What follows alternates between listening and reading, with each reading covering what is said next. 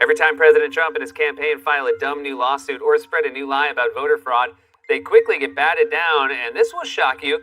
It's all a giant grift. For more on this, it's time for a closer look.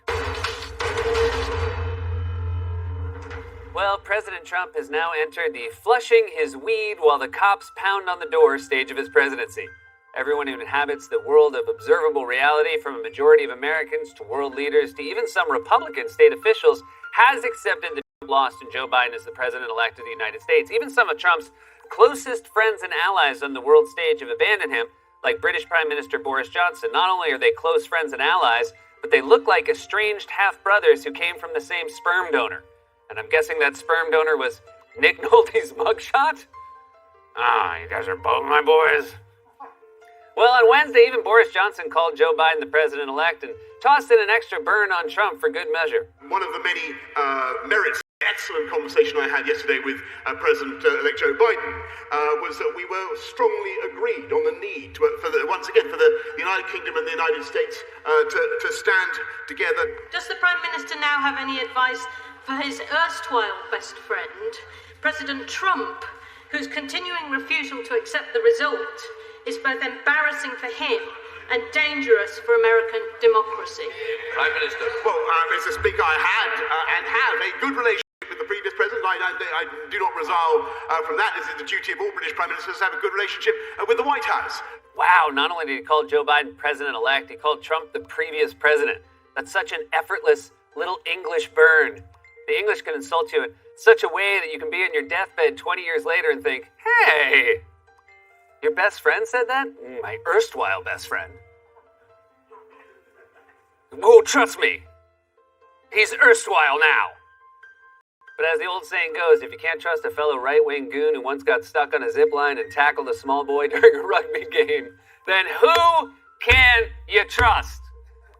That's how clear and decisive Biden's victory was. Even Trump's closest allies on the world stage have gone out of their way to congratulate Joe Biden and recognize his victory in the election. And they're not alone. Several Republican officials in key swing states, from the Georgia Secretary of State to the Arizona Attorney General to the Philadelphia City Commissioner, have all made clear that there is no widespread fraud and that the results in their states are not going to change. Do you have any indication of major irregularities or fraud in this election? We haven't found any widespread fraud. Our office received more than 1,000 complaints shortly after the election dealing with bleed-throughs and people using Sharpies. We looked into that. We were able to determine that did not affect anyone's vote. They also did a random audit of 2% of the precincts, and fantastical things on social media, making completely ridiculous allegations that have no basis in fact at all. Oh, so you also follow the president on Twitter? I have seen the most fantastical things. Sounds like something Dorothy would say in The Wizard of Oz, and yet he's accurately describing the president's Twitter account. I have seen the most fantastical things, witches and munchkins, and a video of the president tackling Vince McMahon with the CNN logo on his face. And not only are those three Republicans, but even Karl Rove wrote an op-ed declaring that there is no evidence of fraud that could overturn the election. Karl Rove, the guy who engineered the last disastrous Republican presidency to lose the popular vote. When you lose Karl Rove, you need to do some serious lack of a soul searching. This is like Darth Vader saying, guys, why are we trying to rebuild the Death Star? They're just going to blow it up again. No, Darth. Don't talk to yourself that way. I guess I can make a bigger one.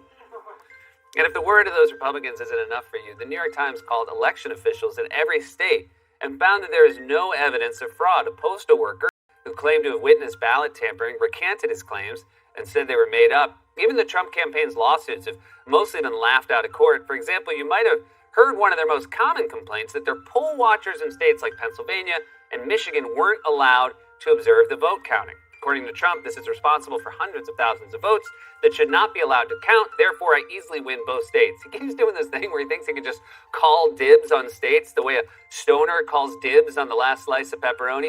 Devin, there's no pizza left. That's the drawing on the box, Devin. Devin! Look, Devin! We all love weed, Devin, but you've got to stop. Trump thinks it's official as long as he throws in a hereby or a therefore. That's the same tactic drunk Red Sox fans use when they're getting dragged away by cops. I hereby claim squatters' rights, therefore granted to me by the Commonwealth, allowing me to continue urinating from atop this telephone pole. But the more important thing is it's not true.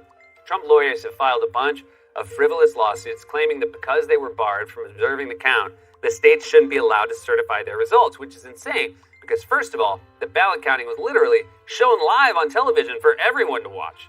I remember because I was sitting on my couch staring at cable news 24 hours a day, 4 days straight, like I was in a Clockwork Orange. I watched so much cable news I started dressing like Steve Kornacki. When I close my eyes, I can still see Jake Tapper's forehead furrows.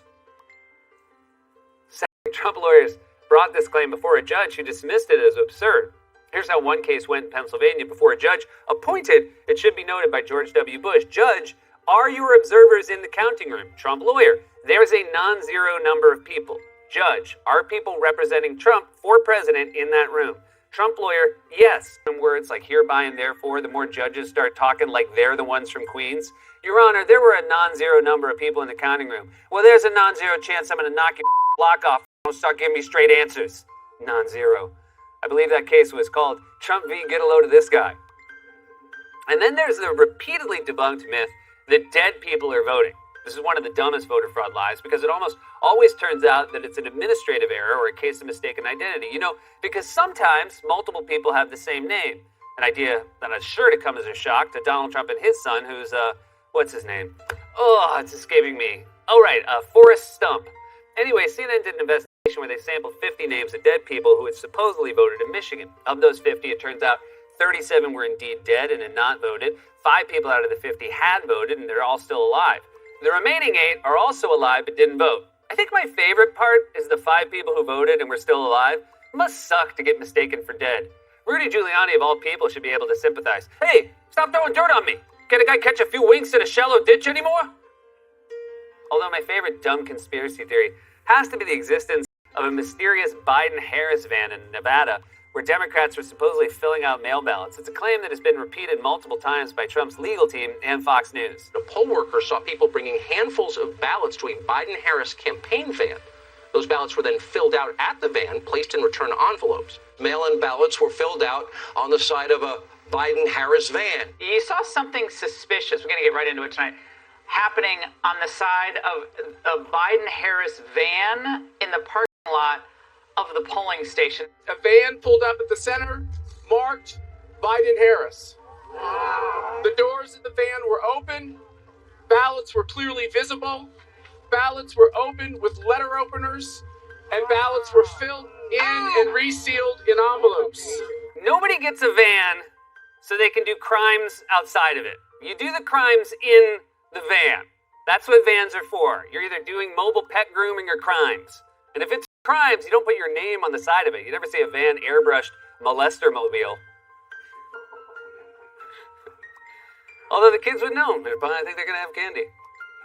And then yesterday, Trump shared an even dumber conspiracy theory, a video by some random lady of election officials in California picking up mail ballots from a drop box, which is perfectly normal and legal. I thought they collected them all. I just want to document. Oh, they're so collected. How much? Wait, but how come they already called the state? Because these are legal ballots. Are you guys official election guys? Where do you guys take them? Election center. That's it. I'm beginning to think a lot of these people genuinely don't know how mail works. I'm sorry, where's that white piece in November?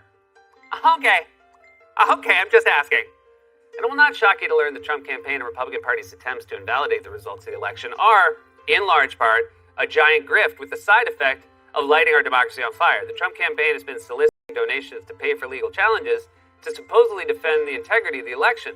But as Reuters reported, it turns out, in the fine print, the donations under $8,000 go to the president and the Republican National Committee. Like everything else Trump and the GOP do, this is also a scam. The money's just going to them. When Trump finally concedes, he'll probably do it in a Bugatti, wearing diamond-encrusted Cartier sunglasses and the necklace from the Titanic. Thanks for all your donations, but unfortunately, it wasn't enough to stop the deep state. If you need me, I'll be vacationing in Fiji. With only a few exceptions, the Republican Party is standing in lockstep behind Trump and perhaps his final grift as president because they know it will fire up his base, and they don't care what damage they do to democracy in the process. Even after Trump leaves office, cynical Republicans know Trumpism is the future of their party, and they want to maintain a good relationship with the previous president. This has been A Closer Look. God's Love We Deliver cooks and brings over 2 million meals a year to men, women, and children living with HIV, AIDS, cancer, and other serious illnesses. and they need your help. Now more than ever, if you're watching this online, you can hit the donate button. Stay safe, wash your hands, wear a mask. We love you.